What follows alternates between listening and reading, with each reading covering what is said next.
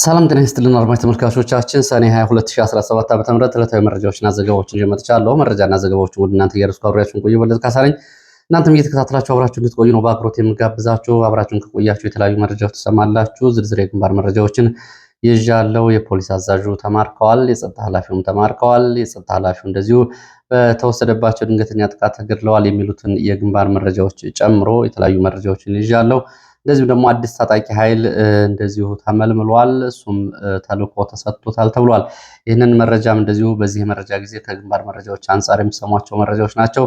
ሀሳብ አስተያየት ቢኖራችሁ ጥቆማ ዜና@gmail.com እንዲሁም ደግሞ በፌስቡክ፣ በቴሌግራም፣ በዋትሳፕ፣ በሜሴንጀር እና በቲክቶክ መልእክቶችን ልትልኩልኝ ትችላላችሁ። ይህን እያደረጋችሁ ስለሆነና ተሳትፏችሁን ስለቀጠላችሁ በእጅጉን የማመሰግነው።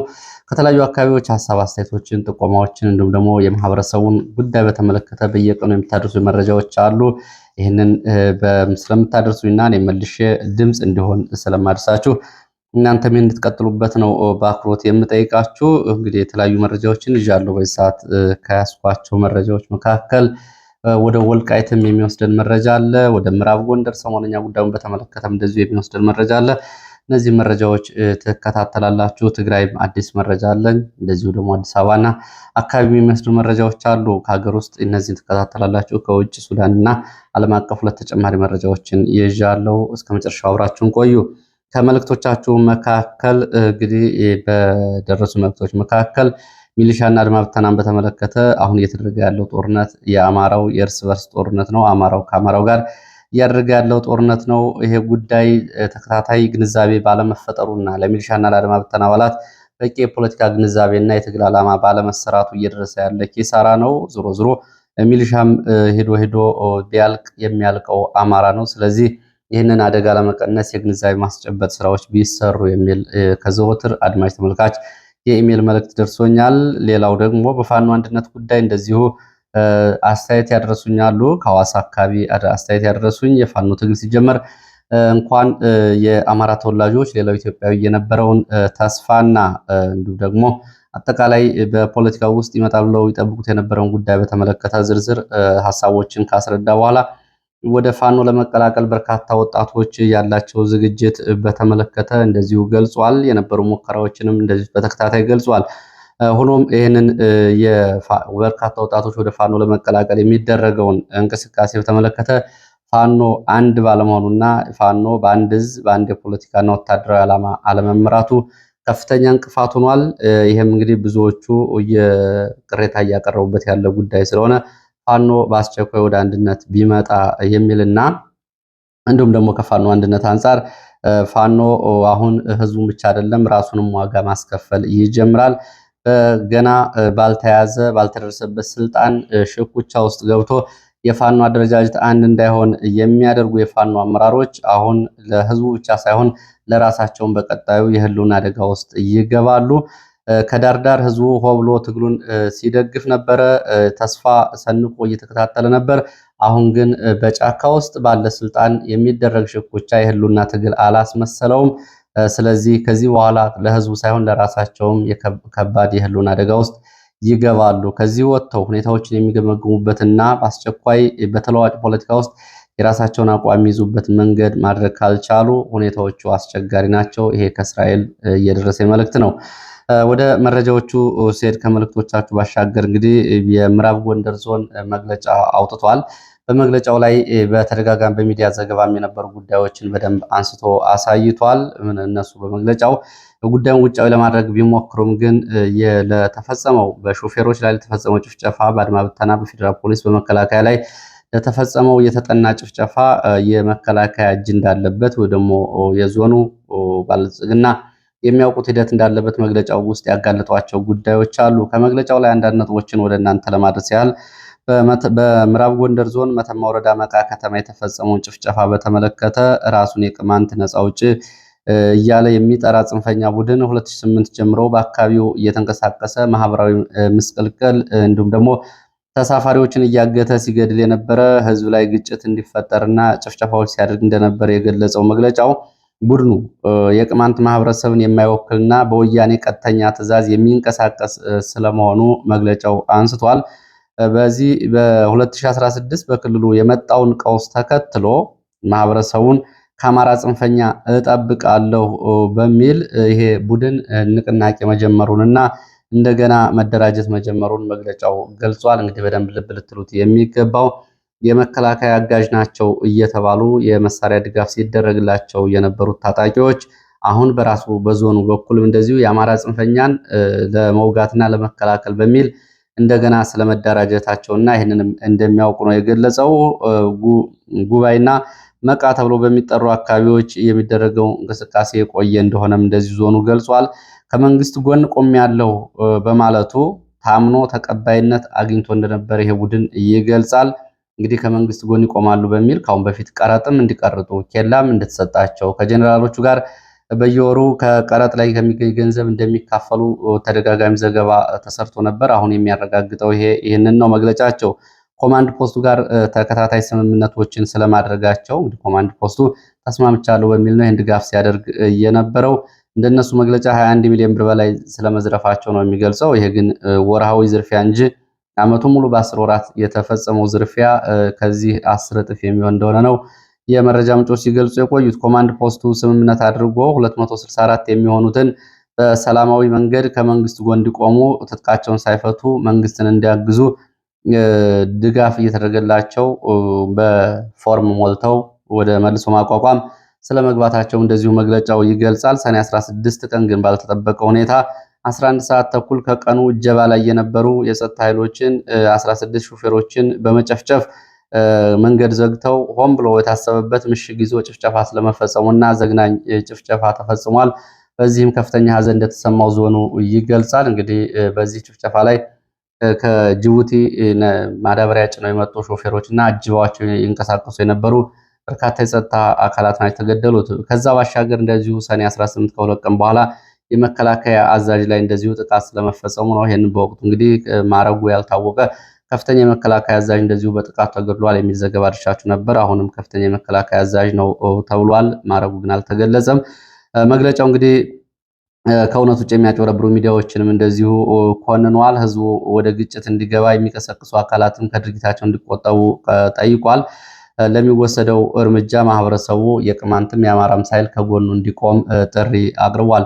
እዚህ ላይ እንግዲህ በደንብ ማየት የሚቻለው እንግዲህ ይሄ ቡድን ካሁን በፊት በተደጋጋሚ በተለይ በዚህ ሚዲያ ዘገባዎችም ሲቀርቡ ነበር ድጋፍ እየተደረገለት ሱዳን ደርሶ ሲመጣ ከወያኔም ትጥቅ ድጋፍ ሲደረግለት ከመከላከያ አዛዦች ጋርም እንደዚሁ ስምሪትና የወታደራዊ የሎጂስቲክ ድጋፍ ሲደረግለት የነበረ አንድ ከተማ ተሽጦለት ወይም ደግሞ አንድ ከተማ በቀረጥ እንዲያስተዳድር ተደርጎ የነበረ ቡድን ነው ይህንን እየፈጸመው። ስለዚህ ለዚህ ለደረሰው ጭፍጨፋ ኃላፊነቱን የሚወስዱት መከላከያ እንዲሁም ደግሞ የብልጽግና የዞኑ ባለስልጣናት ካልሆኑ በስተቀር ማንም ሊሆን አይችልም። ከዚህ ጋር በተያያዘ እንደዚሁ ውጊያ እየተደረገ ነው። በዚህ በመቃና አርሴማ የሚሉ መረጃዎች ወጥተዋል። በዚህ ውጊያ እንግዲህ የአድማ ብተና አባላት ይሰማሩ አይሰማሩ የታወቀ ነገር የለም። በአካባቢ በአድማ ብተና አባላት ላይ ሆን ብሎ መከላከያን ጥቃት አስፈጽሟል በሚል ያው ተቃውሞና አመጽ መነሳቱ ይገለጻል። ይህንን ተከትሎ ቋራ የነበረው የአድማ ብተና ኃይል ወደ ዞኑ ማዕከል ወደ ገንደኋ እንዲሰባሰብ ተደርጓል። ወደ መቃና አርሴማ ባለው ዘመቻ ላይ አድማ ብተና እንዲሳተፍ ስለመደረግ አለመደረጉ የታወቀ ነገር የለም። ይህንን በአድማ ብተና አባላት ላይ የተፈጸመውን ጭፍጨፋና እነዚህ ታጣቂዎችን ትጥቅ የማናስፈታ ከሆነ እኛ ኃላፊነት እንለቃለን በሚል የአድማ ብተና አዛዦች ትላንትና አቋም ይዘዋል። ከዛ በኋላ ነው እንግዲህ መግለጫ እየወጣው ያው ጉዳዩን በደንብ ያልደፈረ መግለጫ ነው። ወደ ግንባር መረጃዎች በዚሁ ሲሄድ ወደ ምንጃር የሚወስደን መረጃ ላስከትል። ምንጃር ከተማ አንድ የቀድሞ የፋኖ አባል እየነበረ የመረጃ ስራ በመስራት ለሚሊሻና ለመንግስት ወታደሮች መረጃ ያደርስ ነበር የተባለ በሌሊት ከመኖሪያ ቤቱ ተይዞ ተወስዶ እርምጃ ተወስዶበታል ነው የተባለው። ይሄ በምንጃር ቀድሞ የፋኖ አባል የነበረ እና ከፋኖ ከወጣ በኋላ በከተማው ውስጥ በንግድ ስራ በመሰማራት ለሚሊሻ መረጃ መስጠት፣ የፋኖ ዘመቻዎችን እንደዚሁ መረጃዎችና ጥቆማዎችን በመስጠት ከፋኖ አባላት እንደዚሁ ለመንግስት እጃቸውን እንዲሰጡ ሌሎች በመመልመል ላይ የነበር የተባለው ሰው ከመኖሪያ ቤቱ ተወስዶ ኢላላ በር ተብሎ የሚጠራ አካባቢ እርምጃ ተወስዶበታል ሲሉ የመረጃ ምንጮች ገልጸዋል። ወደ ሰከላ ስንሄድ ሰከላ አንጀሊና ቀበሌ እንደዚሁ ለቅኝትና ስምሪት ወደ አካባቢው ይንቀሳቀሱ በነበሩ መንግስት ወታደሮች ላይ ድንገተኛ ጥቃት ተፈጽሟል። ውጊያም ተከስቶ በሰብአዊ ቁሳዊ ጉዳት ያደረሰ ውጊያ ተደርጓል ተብሏል። በዚህም ቁጥራቸው ያልታወቁ የመንግስት ወታደሮች ሞትና ቁስለኛ ሲሆኑ በርካታ የቡድን መሳሪያዎችና የነፍስ ወከፍ መሳሪያ ተተኳሾች በፋኖ እጅ ገብተዋል ተብሏል። በዚሁ ቀጠና ፍኖተ ሰላም እንደዚሁ ጅጋ ከተማ አቅራቢያ ከጅጋ ከተማ በመነሳት ወደ ዝንድብ ተብሎ ወደሚጠራው ቦታ እንቅስቃሴ ላይ በነበሩ የመንግስት ወታደሮች ላይ ድንገተኛ ጥቃት ተፈጽሟል። በፋኖ በተፈጸመው ድንገተኛ ጥቃት ጉዳቶች ደርሰዋል።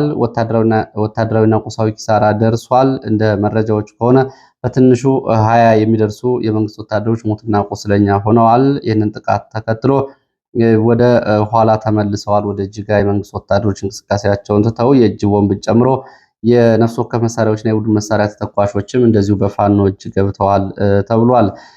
ደብረ ወርቅ ቀጠና ምስራቅ ጎጃም ገደብና መጣያ ተብሎ የሚጠሩ ቦታዎች እንደዚሁ ድንገተኛ ደፈጣ ጥቃትና መደበኛ ውጊያዎች ተደርገዋል። በሁለቱም ቦታዎች በተደረጉ ዘመቻዎች ቁጥራቸው ያልታወቁ የሚሊሻና የፖሊስ አባላት ሙትና ቁስለኛ ሆነዋል ነው የተባለው።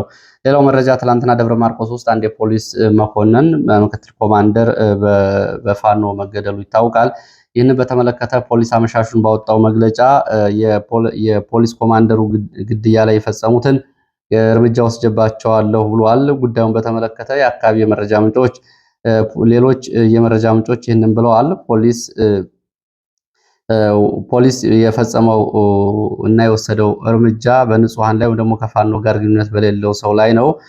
ይህም የባጃጅ በማሽከርከር በከተማው ውስጥ ይታወቅ የነበረና ምስኪን የሆነ በከተማው ሕዝብ ተወዳጅ የሆነ የባጃጅ አሽከርካሪ ነው ገድያለሁ ያለው ብሏል። ፖሊስ ግን በመግለጫው ኮማንደሩን ገድሎ በባጃጅ ለማምለጥ ሲሞክር ነው እርምጃ የወሰድኩት፣ ባጃጁንም አቃጥያለሁ ብሏል።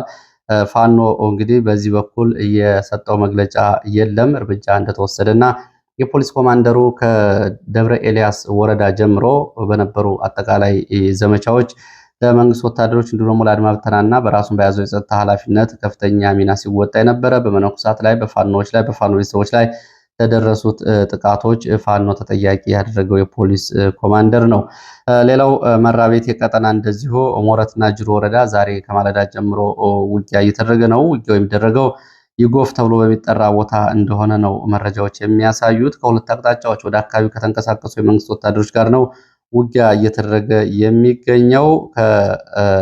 ከእንሳሮ ለሚና ከመራቤቴ ዓለም ከተማ በሌሊት ወደ እዚህ የጎፍ ተብሎ ወደሚጠራው አቅጣጫ ከተንቀሳቀሰ የመንግስት ኃይል ጋር በዙ 23 በሞርተርና በድሽቃ የታገዘ ውጊያ እየተደረገ ነው ተብሏል። እንግዲህ በተለያዩ አካባቢዎች ያሉ የግንባር መረጃዎችንም የማደርሳችሁ ይሆናል።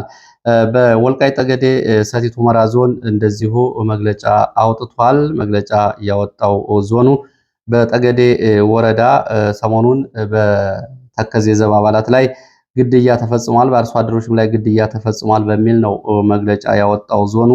ይህንን በተመለከተ እንግዲህ የፋኖ አባላት ሰሞኑን ከሚሊሻ አባላት ጋር በነበረው ውጊያ እንደዚሁ መሳሪያዎችን በእጅ ማስገባታቸውን፣ የሚሊሻ አባላት መግደላቸው መግለጫ ማውጣታቸው ይታወቃል። ይህ መግለጫ ከወጣ በኋላ በአካባቢ የሚንቀሳቀሱ የፋኖ መሪዎችን አናግሬያለሁ። ካናገርኳቸው የፋኖ መሪዎች መካከል ስማቸው ጥላሁን የአካባቢ የፋኖ መሪ ይህንን በተመለከተ የወያኔ መንገድ ጠራጊዎች ጥቃት ፈጽመዋል፣ አንታገሳቸውም ብሏል ዞኑ። በዚህ ጉዳይ ላይ ያለ አስተያየት ምንድን ነው ብየው ነበረ። እንግዲህ በምላሹ እኛ በተከዚያ ዘብ አባላት ላይ ጥቃት አልፈጸምንም፣ የተከዜ ዘብንም ወደ ችግር ውስጥ የሚከት ጥቃት አልፈጸምንም። እኛ ጥቃት የፈጸምነው በሚሊሻ አባላት ላይ ነው። እያደረግን ያለነው ጉዳይ ይህንን ነው። ጉዳዩ ከፍተኛ ጥንቃቄ የሚያስፈልግ ነው በሚል ሰዎች አስተያየት ሲሰጡን ይሰማል። እኛ ግን ሁኔታውን በጥልቀት እየተከታተልነው ነው። ለወልቃይት የሚከፈለው መስዋዕትነት ለመክፈልና ቀድሞ ለመድረስም ከኛ የሚቀርብ የለም ሲል ምላሽ ሰጥቷል። እንግዲህ ዞኑ በተከዜ ዘብ አባላት ላይ የተፈጸመውን ጥቃት በተመለከተ ቀጣይ እርምጃ ወስዳለሁ፣ ይህንን ጉዳይ አልታገሰውም ለሚለው የፋኖ መሪ ስማቸው ጥላሁን የሰጠው ምላሽ ነው።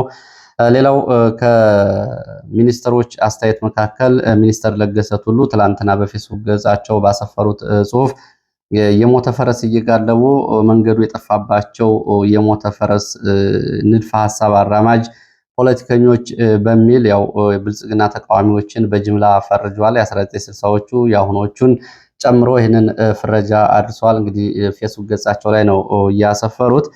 ሚኒስተሩ እንግዲህ ከበረከት ስምኦን እስከ ደመቀ መኮንን፣ ከኢህድን እስከ ብአዴን፣ ከባዕዴን እስከ አዴፓ እንዲሁም ደግሞ ከኦህዴድ እስከ ብልጽግና ድረስ እስከ አብይ አህመድ ድረስ ባለው ዘመን ኃላፊና ድርጅት እየቀያየሩ ሲኖሩ የራሳቸው አቋም የሌላቸው ሰው በዚህ ልክ እንግዲህ ከግሪክ ጽሑፍ ተውሰው መጥተው ይህንን መወንጀላቸው ለራሳቸው የሚሆን ነው በሚል አስተያየት ሰጪዎች አስተያየት እየሰጡ ነው የሚገኙት። ሌላው ትናንትና ከወጡ መነጋገሪያ መረጃዎች መካከል የኤርትራ መንግስት ለኢትዮጵያ መንግስት የሰጠው ምላሽ ነው። የኢትዮጵያ መንግስት ከቃላት ጦርነት ወደ መሳሪያ ግዥና ሀገር የማፍረስ ሉዓላዊነትን የመጣስና የመናድ ተግባራዊ እንቅስቃሴ ውስጥ ገብቷል ብላለች ኤርትራ በሰጠችው መግለጫ በሚኒስትር ኦፍ ኢንፎርሜሽን ወይም ደግሞ በማስታወቂያ ሚኒስትሩ በኩል በተሰራጨው መረጃ ከተቻለ በህጋዊ ካልሆነ በወታደራዊ መንገድ የኤርትራን ወደቦች ለመንጠቅ ተግባራዊ እንቅስቃሴ እየተደረገ ነው በኢትዮጵያ በኩል ብለዋል። የኢትዮጵያ መንግስት ድርጊቱ የኤርትራን ግዛት አንድነት፣ ሉዓላዊነት አደጋ ላይ የሚጥል ቀጣይ አለመረጋጋትን የሚፈጥር ጉዳይ መሆኑ ቢታወቅም ኤርትራ በዚህ ጉዳይ ላይ ትዕግስትን መርጣለች። መታቀብን መርጣ ይህንን ጉዳይ እየተከታተለች እንደሆነ ባለስልጣኑ ገልጿል። የኢትዮጵያ የብልጽግናው መንግስት የኤርትራን ግዛትና ሉዓላዊነት የጣሰ ውንጀላና ውሸት ላይ ተከታታይ ተግባራትን እየሰራ ነው፣ በዚህም ተሰማርቶ ይገኛል ብለዋል። የኢትዮጵያ የብልጽግና መንግስት ዓለም አቀፉን ማህበረሰብ ለማሳሳትና ለማሸማቀቅ ለረጅም ጊዜ ለዘለቀው ውስጣዊ ጦርነት አጀንዳ ማስቀየሻና ድጋፍ ለማሰባሰብ ይህንን ጉዳይ እየተጠቀመበት ነው ሲሉ የኤርትራ ባለስልጣናት እንግዲህ ባሰራጩት መግለጫ ይህንን አሳውቀዋል። የኢትዮጵያ መንግስት ኤርትራ ለኢትዮጵያ ሉዓላዊ ግዛት አንድነት ላይ ጥሰት ፈጽማለች በሚል ዓለም አቀፉ ማህበረሰብ የዲፕሎማሲ ዘመቻ ከፍቶብናል ሲሉም እንደዚሁ ይህንን ጉዳይ አንስተዋል። ላለፉት 2 ዓመታት ቀስቃሽና ትንኮሳ ተደርጎብናል። ወደቦቻችን ለመንጠቅ ያለ በቂ ማስረጃ ተከታታይ እንቅስቃሴዎችና ትንኮሳዎች እየተደረጉብን ነው ሲሉም እንደዚሁ በመግለጫው አሳውቀዋል። ለኤርትራ መንግስት መግለጫ ከኢትዮጵያ መንግስት በኩል እስካሁን ድረስ በይፋ ምላሽ የተሰጠ የለም። ትናንትና ለተሰጠው የኤርትራ መንግስት መግለጫ ኢትዮጵያ ለተባበሩ መንግስታት ድርጅትና ለሌሎች ዓለም አቀፍ ተቋማትና ሀገራት እንደዚሁ ኤርትራ የኢትዮጵያን ሉዓላዊ መሬት ይዛለች በሚል ጽፈዋለች ለሚል የተሰጠው ምላሽ እንግዲህ ከውጭ ጉዳይ ሚኒስትርና ከሌሎቹ የሚጠበቅ ነገር ይኖራል። ከዚህ በፊት ግን ፊልድ ማርሻል ብርሃኑ ጁላ ጨምሮ ከ2 ቀናት በፊት የቀይ ባህርን በር ጨምሮ የሚያስጠብቅና የሚያስከብር ሰራዊት ገንብተናል ማለታቸውና ጠቅላይ ሚኒስትሩ ደግሞ አሰብ ላይ የኮሪደር ልማት እንሰራለን እንደ አዲስ አበባ ማለታቸው ያው እንግዲህ ለዚህ መግለጫ መነሻ ምክንያቶች ወይም ደግሞ በኢትዮጵያና በኤርትራ መካከል የማይቀር ጦርነት ስለመኖሩ ማሳያዎች ናቸው የሚሉት የፖለቲካ ተንታኞች ሰሞኑን በአፋር ቀጠናም እንደዚሁ የኢትዮጵያ አየር ኃይል ያደረጋቸው የቅኝት በረራዎች የዚህ አመላካች ናቸው። ባለፈው ፕሬዚዳንት ኢሳያስ አፈወርቂም የኤርትራ የነጻነት በዓል ሲከበር አፋር አካባቢ በርካታ ኃይል እየተከማቸ ነው፣ ምንም እንኳ የሚፈረጥጥ ቢሆንም የጦር መሳሪያም ዘመናዊ የጦር መሳሪያም እየገባ መሆኑን አውቀናል የሚል ንግግር መናገራቸው የጉዳዩን ግለት የሚያሳይ ነው። ወደ ሌላ መረጃ እሄዳለሁ። ወደ ደቡብ ጎንደር ጉና በጌምድር ወረዳ የሚወስደን መረጃ ነው። በጉና በጌምድር ወረዳ ከምር ድንጋይ ከተማ የጸጥታ አመራሩና አጃቢዎቹ ላይ ጥቃት ተፈጽሟል ተብሏል። በጥቃቱ የሚሊሻ ጽሕፈት ቤት ዋና ኃላፊ እንዲሁም ደግሞ አጃቢዎቹና የጸጥታ ስምሪት ባለሙያዎችን ጨምሮ በትንሹ 4 የሚደርሱ የጸጥታ አባላት ስለመገደላቸው ነው በህዝባዊ ድርጅቱ የጎንደር ጠቅላይ ግዛት ወልቃይት ጠገዴ ብርጌድ ኦፕሬሽኑን እንደፈጸመው የገለጸው። በዚህ አካባቢ እንደዚሁ ወታደራዊ እንቅስቃሴዎች ተጠናክረው ቀጥለዋል። እብናት አካባቢ ያለው የመንግስት ወታደር እንደዚሁ ለሌላ ዘመቻ በሚል አካባቢ ለቆ ሊወጣ እንደሆነ መናመቀጠዋ ካለው እና ሰሞኑን ከዚህ 2 የሻምበል መሪዎች ከስምሪ ቀጠናቸው መውጣታቸውን ተከትሎ አካባቢ ያለው ኃይል ወደ እስቴ እንዲዛወር ተደርጎ ወደዛ ለዘመቻ ተንቀሳቅሷል ተብሏል። ሌላው ዛሬ ማለዳ ጀምሮ ወታደራዊ እንቅስቃሴ ካለባቸው አካባቢዎች መካከል ራያ ቆቦ ይገኛል። ራያ ቆቦ ባይባይ ተብሎ በሚጠራ ቦታና ቢጨሮ ተብሎ በሚጠሩ 2 ቦታዎች ከሌሊት ጀምሮ ከፍተኛ ወታደራዊ እንቅስቃሴ አለ። ከ3 አቅጣጫ ወደ አካባቢ የመንግስት ወታደሮች መንቀሳቀሳቸውን የሚገልጹት የዓይን እማኞች ቀደም ብሎ ላለፉት 2 ቀናት አካባቢው በከባድ መሳሪያ ድብደባ ሲደረግበት ነበር። ሰሞኑን በአካባቢው በተደረጉ የከባድ መሳሪያ ድብደባዎች የቤተክርስቲያንን ጨምሮ የበርካታ የአርሶ አደር መኖሪያ ቤቶች ንብረቶች እንዲሁም ደግሞ 4 ንጹሃን መጎዳታቸው ይታወቃል። ዛሬ የእግረኛ ሰራዊት የገባው የከባድ መሳሪያ ድብደባውን ተከትሎ ነው ሲሉ ነው የገለጹት። የተኩስ ድምጽ ግን እስካሁን ድረስ በአካባቢው አይሰማም ሲሉ ገልጸዋል። ጮቢበር፣ አዲስ ዓለም ተብሎ የሚጠሩት አካባቢ ትናንትና በተደረገው ውጊያ አንድ ማረጉ ያልታወቀ ወታደራዊ መሪን ጨምሮ ሌሎች የመንግስት ወታደሮች እንደዚሁ ከፋኖ በተሰጠ አጸፋ ሙትና ቁስለኛ ስለመሆናቸው ከአካባቢ የወጡ መረጃዎች ያሳያሉ። ሌላው የችሎት መረጃ ላስከትል። በእነ ዶክተር ወንዶሰን አሰፋ የክስ መዝገብ ላይ የአቃቢ ሕግ ምስክሮች መሰማታቸውን እንደቀጠሉ ነው ተብሏል። ሌላው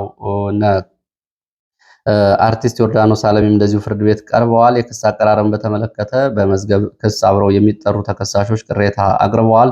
ይህንን በተመለከተ ስነ ስርዓቱን እንደሚመለከተው ችሎቱ መግለጹን የአቃቢ ሕግ ይቅርታ የጠበቆቹ መረጃ ያመላክታል። እንዲሁም ደግሞ እነ ዮሐንስ ቧያለውም ላይ የሚደረገው የምስክር ማሰማት ሂደት ቀጥሏል። ምስክር ማሰማቱን በተመለከተ እንደዚሁ ከጀርባ ሆነው ምስክሮች ይሰሙ የሚለውን ጠበቆቹና ተከሳሾቹ ተቃውመውታል። አብዛኞቹ ምስክሮች እንግዲህ እስካሁን የቀረቡት የፖሊስ የመከላከያ አባላት የሆኑ ናቸው። በእነ ዮሐንስ ላይ ያለው አጠቃላይ ሁኔታን በተመለከተ ብይን ለመስጠት ለሐምሌ 1 ተለዋጭ ቀጠሮ ተሰጥቶበታል ተብሏል። ሌላው አዲስ አበባ የተሰማ ሌላ መረጃ አለ። መሰረት ሚዲያ የዘገበው ነው። የኮልፌ ቀራኒዮ የመሬት መረጃን የያዘ ዳታ ሰርቨር ተሰርቆ ተወስዷል ተብሏል። እንግዲህ በከተማው ውስጥ ያሉ መኖሪያ ቤቶችን ካርታ፣ ፕላን እንዲሁም ደግሞ አጠቃላይ ክፍለ ከተማውን የመሬት ዳታ የያዘ መረጃ ነው ተሰርቆ ተወስዷል የተባለው። ሌላው መምህራን በተመለከተ እንደዚሁ በአማራ ክልል የሚኖሩ መምህራን ለዶይቼ ቬለ ቅሬታቸውን አቅርበዋል። ዶይቼ ቬለ እንደዘገበው በክልሉ የሚገኙ መምህራን የመሬት ኪራይ ካሳ ጋር በተያያዘ ቅሬታ አንስተዋል ተብሏል። ለቤት መስሪያ ቦታ ተብለው ቢደራጁም የመሬቱን ካሳ እናንተ ናችሁ የምትከፍሉ ተብለው ከኪሳቸው አውጥተው ከከፈሉ በኋላ ተመላሽ አልተደረገላቸውም። የህጉና መመሪያው ይህንን ቢልም ገንዘቡ አልተመለሰልንም ብለዋል። በዚህ ጉዳይ ያነጋገራቸው ዶይቼ ቬለ የመምህራን ተወካይና የክልሉ ትምህርት ቢሮ ኃላፊዎች መረጃ እየተሰበሰበ ነው፣ መፍትሄ ለመስጠት እየሞከር ነው ማለታቸውን ዶይቼ ቬለ የአማርኛው ድምፅ ዘግቧል። ሌላው አዲስ አበባ ዙሪያ እንደዚሁ በተፈጸመ ጥቃት የፖሊስ አዛዥና የወረዳው የጸጥታ ኃላፊ ተማርከዋል ተብሏል። ከቡራዩ ከተማ በቅርብ ርቀት በሚገኝ መሎ ተብሎ የሚጠራው ወረዳ ከአዲስ አበባ 30 ኪሎ ሜትር ቅርብ ርቀት በሚገኝ ቦታ ኦነግ ሸኔ በፈጸመው ጥቃት ወታደራዊ ኪሳራ መድረሱን ነው መረጃዎች የሚያሳዩት። ወታደራዊ ኪሳራው ባሻገር 2 ከፍተኛ የጸጥታ ባለስልጣናት በኦነግ ሸኔ እጅ ገብተዋል፣ ተማርከዋል። አንደኛው የፖሊስ አዛዡ ነው። ሁለተኛው የሰላምና ጸጥታ ኃላፊው ተማርከው ተወስደዋል ተብሏል። ይህንን ተከትሎ ጫንጮ ተብላ ከምትጠራው ቦታ ከሚገኙ ወታደራዊ ካምፕ ወደ አካባቢው እነዚህን ባለስልጣናት ለማስለቀቅ ወታደራዊ ስምሪት ቢደረግም አልተሳካም ሲሉ ነው የመረጃ ምንጮቹ እየገለጹት። ኦነግ ሸኔ እንግዲህ በአዲስ አበባ ዙሪያ ሸገር ከተማ ተብሎ የሚጠራው አካባቢ የተለያዩ ጥቃቶችን ስለመፈጸሙ በተደጋጋሚ እየገለጸ ነው የሚገኘው። ሌላው በዚህ ሰዓት ከያዝኳቸው መረጃዎች መካከል ወደ ትግራይ የሚወስድን መረጃ አለ። በትግራይ አዲስ ታጣቂ ኃይል እየተደራጀ ነው ተብሏል። ይሄ ታጣቂ ኃይል የአፋር ታጣቂ ኃይል እንደሆነ ነው የመረጃ ምንጮቹ የገለጹት። በምስራቃዊ ዞን ውስጥ ወታደራዊ ካምፕ ተሰጥቶት በህዋት ድጋፍ የተደረገለት የትግል ለማድረግ እንቅስቃሴ ጀምሯል የተባለው ይሄ የአፋር ታጣቂ ኃይል ከህዋት ጋር የጦር መሳሪያ ድጋፍና ሌሎች ውሎችንም ስለመግባቱ ታጣቂዎቹ ከህዋት ጋር በትብብር ለመስራት ከተሰጣቸው ተልዕኮ መካከል በአፋር ነፃ መሬት ሰፍሮ የሚገኘውን የትግራይ ነፃ መሬት ኃይልና ተዋጊ እሱን ለመደምሰስ ህዋት ለሚያደርገው ዘመቻ ድጋፍ እንዲሰጡ እንቅስቃሴውም በአፋር ታጣቂዎች ተፈጸመ እና የአፋር ህዝብም ይህንን እንዲያውቅና የጦር ሜዳ አፋር የጦር ሜዳ አይሆንም የሚል ተቃውሞ እንዲያነሳ ህዝቡ ይህንን እንዲቀሰቅሱ ተልዕኮ ተሰጥቷቸዋል ነው የተባለው። አፋር የጦር ሜዳ እንዳይሆን ብልጽግና የጦር ሜዳ ላይ ያደርገው ነው በሚል ይህንንም ቅስቀሳ መስራት አለባችሁ፣ ወደዛ ለምናደርገው ዘመቻም ተባባሪ እንድትሆኑ ተብለዋል ነው የተባለው። የአብይ መንግስት ሲወድቅም እንደዚሁ የአፋር ክልልን ውክልና ሙሉ በሙሉ ትወስዳላችሁ፣ ታረጋግጣላችሁ በሚል ከህዋት ድጋፍ የተደረገላቸው ነው ብሏል። ህዋትን በተመለከተ ትናንትና በአዲስ አበባ ዩኒቨርሲቲ በተዘጋጀ የውይይት መድረክ ላይ ጌታቸው ረዳ በ5 ሰነፎች ምክንያት የትግራይ ፖለቲካ ቀውስ ውስጥ መግባት የለበትም፣ የትግራይ ወጣትም ዳግም ለጦርነት መማገድ የለበትም የሚል አስተያየት ሰጥቷል። ይህን የዘገበው አሃዱ ኤፍኤም 5ቱ ሰነፎች በሚል ጌታቸው የገለጻቸው ሰዎች በስም ዝርዝር ባይታወቁም በእነዚህ ምክንያት የትግራይ ፖለቲካ ችግር ውስጥ መግባት የለበትም፣ ይበቃዋል የሚል አስተያየት ሰጥቷል ነው የተባለው። በአዲስ አበባ ዩኒቨርሲቲ በተዘጋጀው መድረክ ላይ እንግዲህ ዲሞክራሲ ለትግራይ ግድ ይላል ብሏል። የሰላም ሚኒስተርም እንደዚሁ አስተያየት ሰጥቷል ነው የተባለው። ሌላው ሂውማን ራይትስ ዎች የኢትዮጵያን ሐኪሞች በተመለከተ ጥያቄያቸው ሊመለስ ይገባል ብሏል። የጤና ባለሙያዎቹ ላይ የሚፈጸመው ወከባ፣ እስራት፣ ዛቻ፣ ማስፈራሪያ እንዲቆም ሂውማን ራይትስ ዎች ጠይቋል። ከጎናቸው እንደሚሆንም እንደዚሁና መብቶቻቸው ማስከበር እንዳለባቸው ጥሪ ያቀረበው ሂውማን ራይትስ ዎች በኢትዮጵያ መንግስት በኩል ከግንቦት ወር ጀምሮ ቀርቦ የነበረው የጤና ባለሙያዎች ጥያቄ በአግባቡ ሊመለስ ይገባል ሲል ነው ጥሪ ያቀረበው። ሌላው እንደዚሁ በማህበራዊ ሚዲያ የጤና ባለሙያዎችን ንቅናቄ በተመለከተ እንደዚሁ አስተባባሪ ነው እየተባለው ዶክተር ደቦል በሚል ፌስቡክ ገጽ ላይ በስፋት ብዙ ተከታዮችና ንቅናቄውን የፈጠረው ዶክተር ዳንኤል ፈንታነህ በባህር ዳር ውስጥ በፖሊስ መያዙን መረጃዎች ጠቁመዋል። ዶክተር ዳንኤል ፈንታነህ ወደ አዲስ አበባ ሊወሰድም ይችላል ሲሉ ነው መረጃዎች የጠቆሙት። ዶክተር ዳንኤል በማህበራዊ ሚዲያ ላይ ዶክተር ደቦል በሚል ከፍተኛ ንቅናቄ በመፍጠርና የሐኪሞቹ የጥቅማጥቅም ጥያቄ ተቀባይነት እንዲኖረው ካደረጉት መካከል ግንባር ቀደሙ ነው ተብሏል። ሂውማን ራይትስ ዎች ጨምሮም እንደዚሁ በኢትዮጵያ የጤና ባለሙያዎች ማህበራት ላይ የተጣሉ እገዳዎች በአስቸኳይ ሊነሱ ይገባል ሲል ነው የገለጸው። እንግዲህ የኢትዮጵያ የጤና ባለሙያዎች ማህበር የሐኪሞቹን የመብት ጥያቄና ንቅናቄ መደገፉን ተከትሎ እገዳ ተጥሎበታል ተብሏል። እገዳው እንዲነሳና ማህበሩ በነፃነት እንዲንቀሳቀስ የአባላቱን መብትና ጥቅም እንዲያስከብር ሂውማን ራይትስ ዎች በጥሪው አብሮ አንስቷል። ሌላው ዓለም አቀፍ አጫጭር መረጃዎችን ለማድረስ የኢራኑ መንፈሳዊ መሪ አሸንፈናል ብለዋል። አሜሪካንና እስራኤልን አሸንፈናቸዋል፣ እነሱ ስለፈሩና ስለተሸነፉ ነው ጦርነቱን ያቆሙት ብለዋል። በዋሻ ውስጡ ነው በመንፈሳዊ መሪነት ኃላፊነታቸውን ሲወጡ የነበሩት ካሚኔ ጦርነቱን አሸንፈናል፣ ቢቀጥሉ ኑሮ እስራኤልና አሜሪካ ጦርነቱን ቢቀጥሉ ኑሮ ያልተገመተው ውርደትና ሽንፈት ይከናነቡ ነበር ብለዋል። ሌላው አሜሪካ ፓኪስታን የረጅም ርቀት ሚሳይል ግንባታዋን ካላቆመች በጉዳዩ ላይ ጣልቃ ገባለሁ ብላለች። ከፓኪስታን አሜሪካ ድረስ የሚምዘገዘግ ሚሳይል እየገነባች ነው፣ እየሰራች ነው፣ እያመረተች ነው ስትል አሜሪካ በዚህ በኩል ያላትን ስጋት ገልጻለች። ሌላው እስራኤል ደግሞ ቱርክ ሰሞነኛው ኢራን የምትሆነው ቱርክ ነች፣ ቀጣዩ ዕጣ ፈንታ ያንቺ ነው ስትል እንደዚሁ አስጠንቅቃታለች ቱርክን።